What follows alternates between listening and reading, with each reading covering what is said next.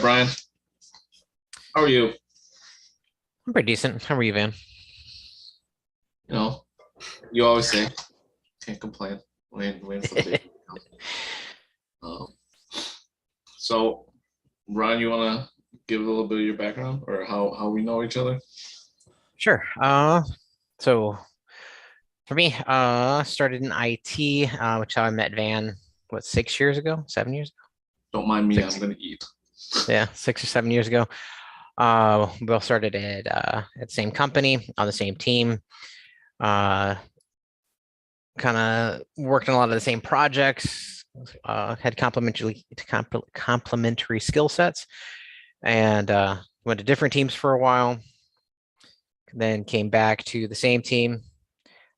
Van lied to me and to bring me back. It was shady. So now we're on the same team and now we're going to different teams again. So we've just had probably 7 years of pretty consistently working with each other or on projects together or in tandem or just bouncing ideas off of each other and all that jazz. So that's kind of where we started. So yeah, that's our work background. It's been a long time. Uh, 7 years. Started as a developer, and then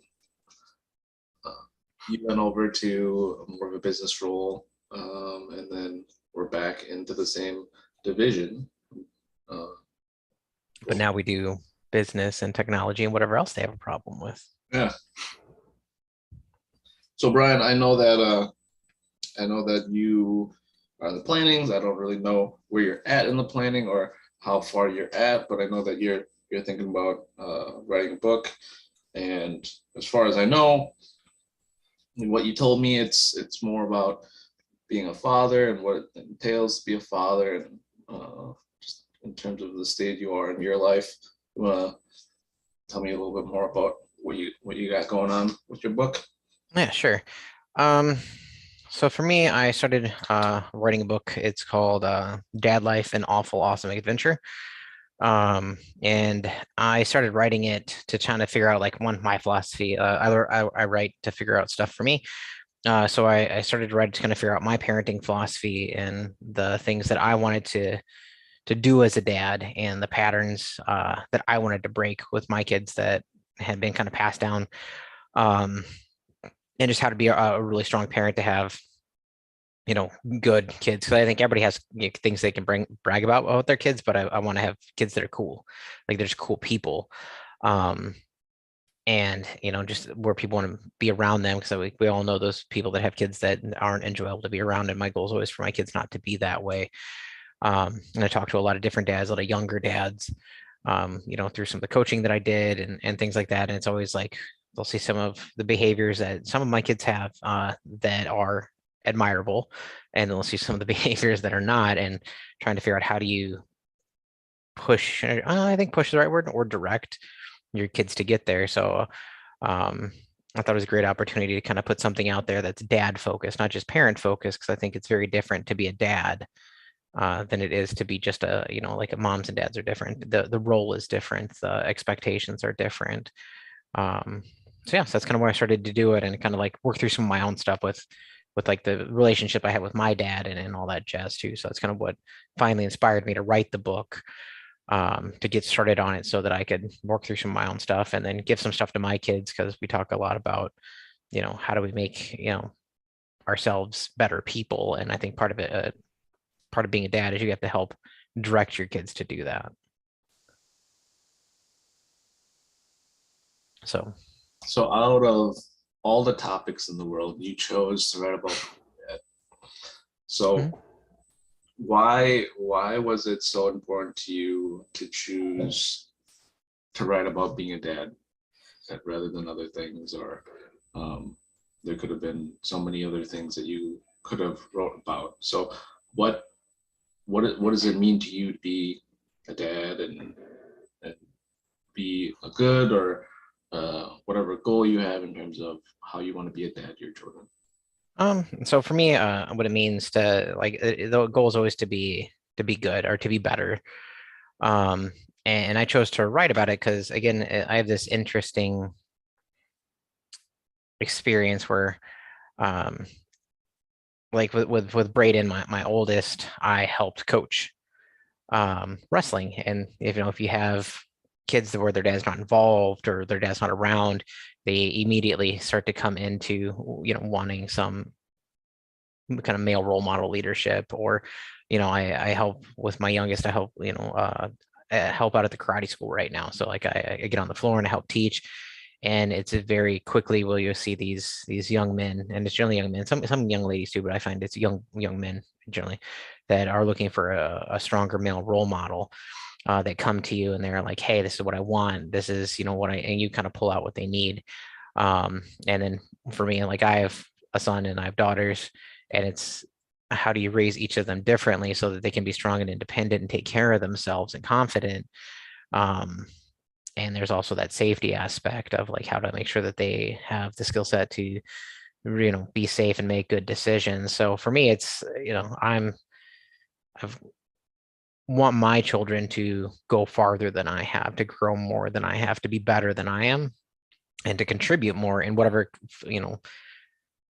fashion they choose. If they want to be a teacher, a lawyer, professional athlete, whatever. But I think it's really important that as a parent and as a dad specifically, that you're involved in directing and teaching so that they have a really good experience, so that they have something that they can fall back on and understand that there are differences in what it is to be a gentleman versus a lady and things like that. I just had a lot of experience where I didn't have that growing up. But as I get involved with more sports and stuff like that, I just see a lot of young men that gravitate towards, and they want a stronger, kind of male influence. Or a lot of younger dads that I'll run into, they'll have questions about, hey, how do you get your kid to do this? Why, how is your kid this? And it's, those conversations of kind of coaching and building, and how do you build the next generation? How do you build, cool people that are kind and strong? And for boys, how can they be vulnerable but not weak, and going into all this stuff. So that's kind of how I got into it. Is I wanted to be better myself, and I wanted to make sure that I was taking care of my children and making sure that my son had the ability to be a good dad. And for me, it was breaking some generational patterns. So what I'm hearing from you is basically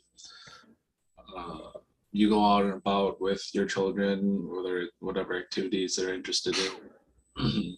You get other kids that kind of go up to you. It's like, oh, they see how you interact with Braden or your youngest, and they ask you some kind of questions that you typically would get from your own children, right? So it kind of seems like they are kind of maybe lacking a male role model, or their own dad doesn't know the answer, or aren't helping them in terms of something like that. Yeah, it's an involvement thing. I assume that you're going to get this because you're pretty involved with your kid. Your kid's still pretty little. When your kid's about 3 to 5, and you go to the park, right? And there are two kinds, there's a bunch of like two categories of kind of people that when they take their kids to the park, either interactive.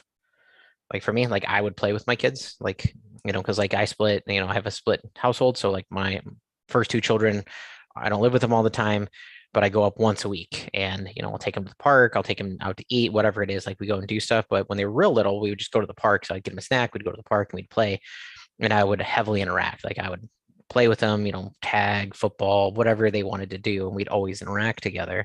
And inevitably there would be me and then some other dad or two or a parent, and they would sit there and they would just play on their phones, or they would sit there and they would just chat with each other.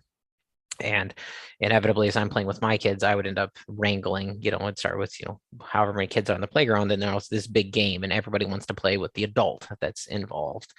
And it was just really interacting and pulling it out and asking questions, and just being there, like just showing up was a big difference. And when I say showing up, it's not just showing up as I'm physically there, standing there, watching my children's play, whatever. It was being there and showing up as in actively engaging with them, so that they knew that I cared, they knew that I wanted to be there. And that spread to the other kids. And I get that a lot even today, like with, Braden's 12. And he and I have, we do all kinds of stuff together, but he'll definitely have instances where on the wrestling team, like his peers will ask where I'm at if I'm not there. Like I didn't coach last season because of COVID.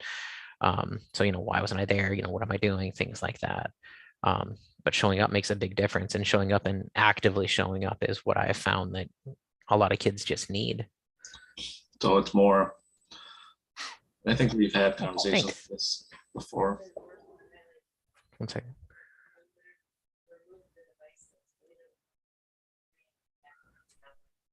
Oh, thanks, babe.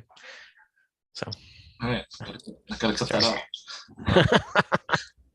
out. So I think we have conversations like that before, right? Mhm. Showing up, like, it's not like what you said. It's not the physical, just being there, but being present, right?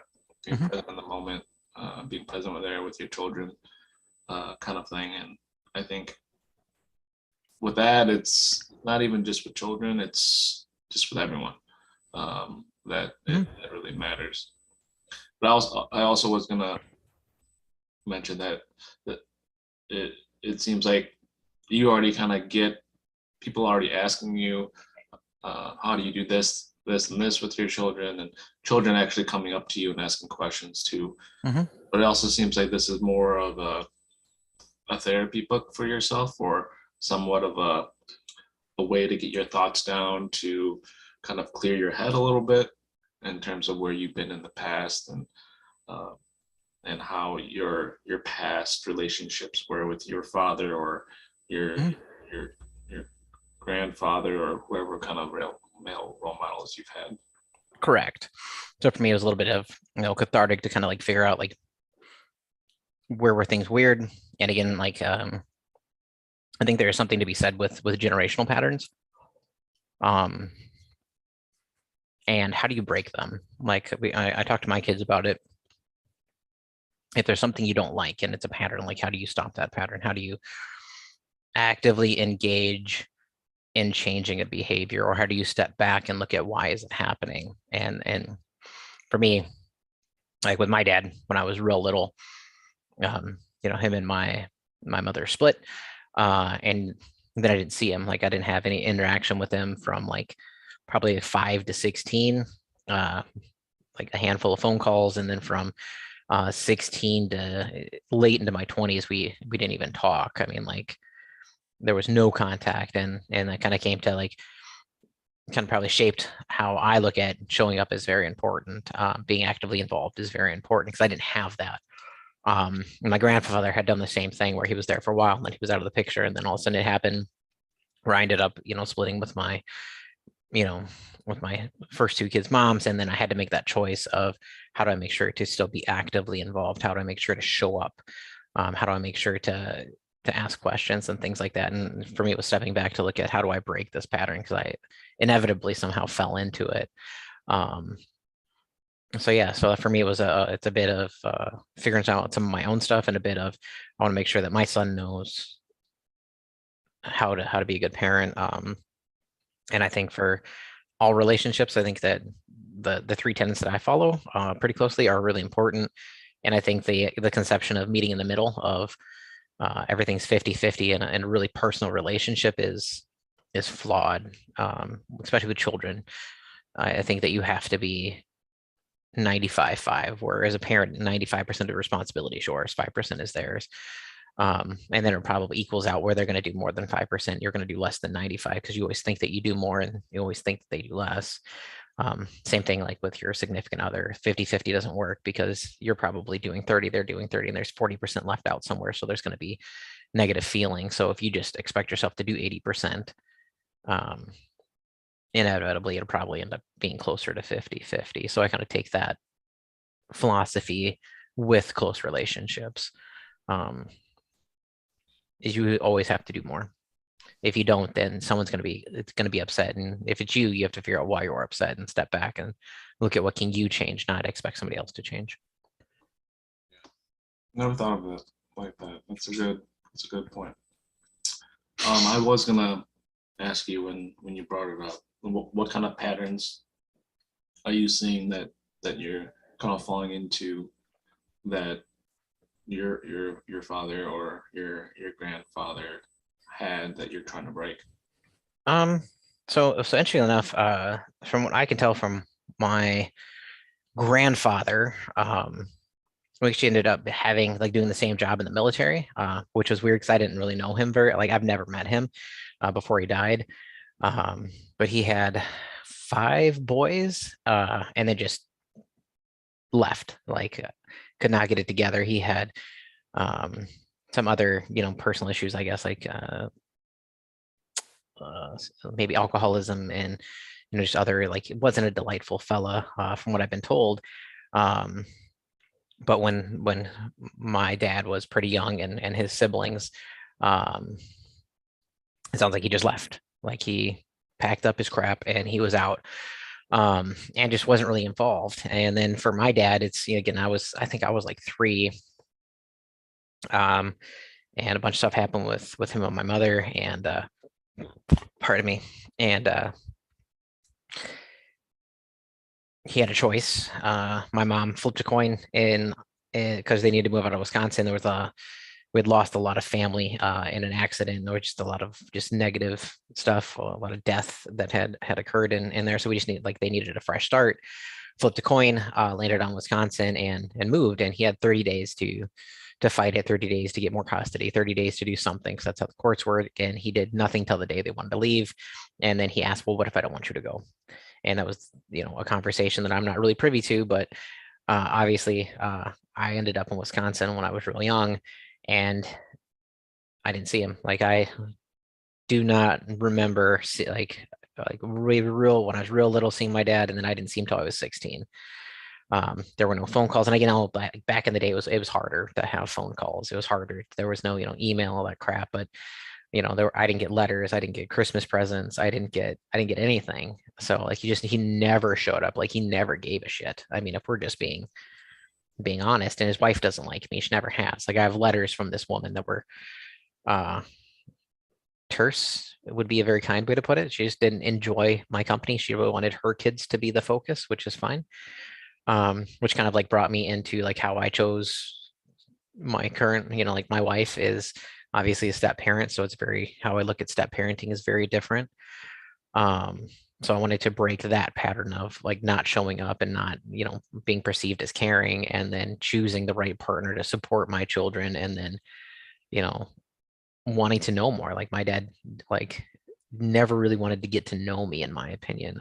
He did a little bit as we got older, but 90% of the effort was always on my side, where I would call him to check in. I would ask him how his business was. I would do the work, but he didn't really ask. I mean, like he didn't, he just never showed up when I graduated high school, when I enlisted, boot camp, all that crazy stuff. Like he didn't even know until I was quite a bit older. We didn't start to really have, I would say, a relationship until 7 years ago. And it was very small talk related, not for lack of trying, but I mean, distance does have something to do with it. And uh, you got to want it, you know, and he didn't. And people argue, like can argue, but if you don't put in the effort, you don't put in the effort. And again, I don't feel it should be a kid's job. Like even as nearly 40 years old, if he's retired, he has the ability to come in. Oh, he had not anymore, but he would have had the ability to come out. I invited him and his wife out all the time, every year, like, um, and there was just no effort. So I wanted to break that pattern with my kids. So that's why I am as actively involved, and make sure that taking those steps, that they know that that I do show up, and that I consistently want to know more about them. And it's just consistency. Like kids need consistency, in my opinion.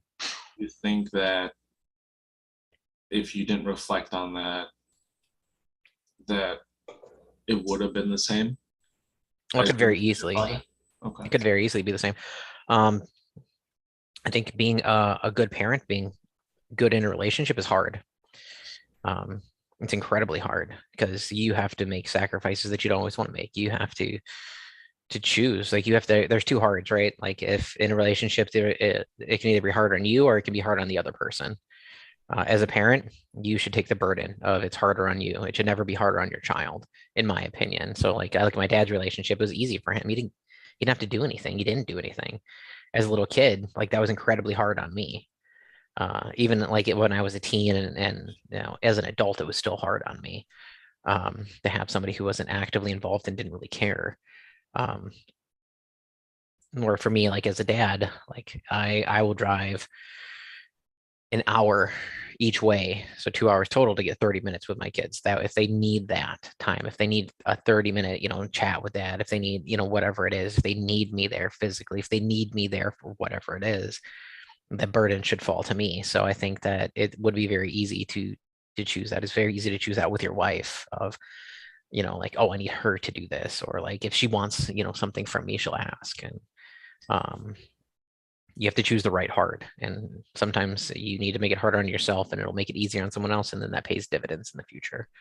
Um, my middle daughter calls me every day just to chat for anywhere from 15 minutes to an hour.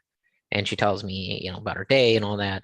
Um, and I definitely could have had it very different where she didn't include me. Or, same thing with my son. He could have not wanted me to coach. He could not want to do, the sports that he does. He could not want me to actively be involved, but he, still wants to sit, and watch movies together and cuddle and wrestle and do all that, stuff. And he's 12. My littlest one wants me to help her teach karate, like wants me to be an instructor. And it's all that front end, like showing up, being consistent, and it makes it harder on me. Like it's a huge suck of my time. It's a huge, there's financial, like there's, emotional stuff. But you got to choose the right hard, in my opinion. And I tell my kids that you have to choose the right hard. Did, So yeah, did did you say that there was two two, patterns that you were trying to break? yeah. So the first one was Is it all showing up, okay? like obviously, like not abandoning, and the second was um I think there was and I don't personally have this one, and I know that there is a physical component to it. Um, but liking other subs, like non-traditional substances for like drinking and stuff like that, just addiction issues. I've never really had them. Um, but I'm just not real big into it. I don't like to lose control of my faculties. But from Um, the stories I've heard, you definitely know how to put them down. So. oh yeah, like I can, but it's not a need. It's never But it is that due to the fact that you pay attention and this is a focus of yours to not be out of control. I don't actually think so. I think like again, like for me, it's never been a real physical thing. When I quit something, it's cool. I've never had that really, hard problem. Um, and I look at for some people when they use that to kind of step back or to dull the pain. So it's not even a step back, it's a lateral step. Um, where I do a lot of self-reflection all the time. Like, and part of it is I drive a lot. So, what else are you going to do? And part of it is um, life experiences. So I think that when you choose that path, you're just kicking the can down the road. And it's not necessarily that that can gets any lighter. Like you're just kicking it through whatever in your life is happening and you're just adding crap to it. And eventually you have to deal with it. Um, or it's, something's gonna break eventually. If you kick in a can and it gets too big, it's gonna break your foot. It's kind of how I always looked at it. So for me, definitely have the ability to have a good time, but it's never been a real big, it's to have a good time. It's not to take away pain. It's not to disengage from my problems. And I think it was that way for some other people that have been in my family. You, when you get off a tough day of work, do you ever result in having a glass of wine or a beer or anything like that? Not really, not for a tough day. Um, That's typically where working out comes in, huh? yeah, work out. I'll work out. I'll go for a walk. I actually write, and like writing helps me. I do draw, or I'll do something with one of my kids. I mean, like my schedule is fairly tight. One day a week I drive up and see the other two, and we just kind of chill. And like they're very emotionally in tune. So if I have a hard day, they'll ask about them. We'll kind of talk about it. Or I help out on the floor at the karate school right now for my littlest until she decides that she's done with that, which will I don't know when that's going to be. It's probably sooner than later. Um, so yeah, for me, it's always physicality, like doing something physical, just going for a walk, or I do like to lift. Um, Okay. That's the joke between And him and like I me. was just comparing it to myself, like when the pandemic hit, I didn't have the equipment or anything because my two are working out and uh, drinking. Um, I think I grew up quite a bit after college. I think I was in the mindset in college. It was strictly for fun when I drank. Um, but when AM fam came along and work came along, that's where it was an adjustment. It was a little bit of a numbing agent. Um, and I didn't actually in the pandemic. I didn't really drink that much, honestly. Um, but that's where communication was very good at home, and that hasn't been the case as things have gone on. But I mean, I use them both. I think um, as code has lessened up, I think the the one that's more effective is actually working out because you can let off a lot more aggression. Yeah. Um, and drinking it just numbs it, and then the next day it's still kind of there. So just curious because I know a lot of people do that. I mean, happy hours are there for a reason. I mean, people Mhm. celebrate it, kind of thing. Yeah. But let's get into your actual book, huh? Like Yeah. what's in the contents and stuff. So I did hear about what what you kind of tell people, like what are things that people admire versus what people don't. Um, so yeah, so like for me, like I have like a handful of tenants that I kind of stick with. Um, and then like I have things that I've done with my children that have gone well. I have some things that have not. Things that people admire. Each kid's got their own thing. Um, so my oldest, Braden, he's just incredibly focused. He has had the same goal since he was 5 years old. He's been actively working at it. Um, he doesn't deviate. He's incredibly disciplined, and part of that is it's who he is. Um, it just is who he is. Like people ask sometimes how do they get their kid to be like Braden, and the answer is you don't. Braden is Braden, and sometimes the answer is like you got to do it with them. So for him, like proud dad moments, and I break these down to different things. There's things that I think proud dad moments are separate from braggable moments. Like Braden's easy to brag about, right? Like he's nearly a straight A student. He's the current national champion for weightlifting in his weight class. He's broken state records for Wisconsin in weightlifting. He's 12 years old and he's just incredibly strong. He's a pretty gifted wrestler. Athletically speaking, that kid is an absolute unit. I think if he wanted to do some powerlifting, we've been looking at that, and he'd probably break some Wisconsin state records for sure, if not national records. But he's disciplined. He has a coach that gives him a plan, and he works out in his basement by himself. Um, and he just does it, and he's safe, and he's smart, and he's driven. He doesn't eat sweets if he has to watch weight. I mean, there are all these incredible braggable moments because he wants to be a professional athlete. He wants to be an Olympian. Um, but I think those are separate from like proud dad moments where like I'm very like happy that he does that, but that's who he is. Like that kid loves the grind. Like I've seen a kid, like this year, like he tore his lat and still went to state to wrestle. Like granted, I was mad about that because he didn't tell me because he wanted to wrestle, but I was like, hey, we gotta work through some like, hey man, let's not work through injuries. The pain are different, but that's who he is. Or like a proud braggable like dad moment for me was with him is we live in a cul-de-sac and there's I think 30 kids like on our side of the cul-de-sac. There's a lot of kids. And he will stop a game, like, and he's done this a couple times, but we had a new kid move in. I think she's like 4 or 5 years old, and he stopped the entire game, had everybody come in. He took a knee to be on her level and invite her to play because she was too nervous to come in and be part of the group. So, he took that time to make her feel comfortable and bring her in. And like, he was very kind and caring and, um, able to control the situation, which that's a proud dad moment. Like he stopped his own fun to include somebody else, and that kindness kind of paid off. Um, So when you know, somebody asks you, "Oh, how is Braden like that?" or "What should I do?" Uh, to have my son or daughter be able to do that, what do you tell them?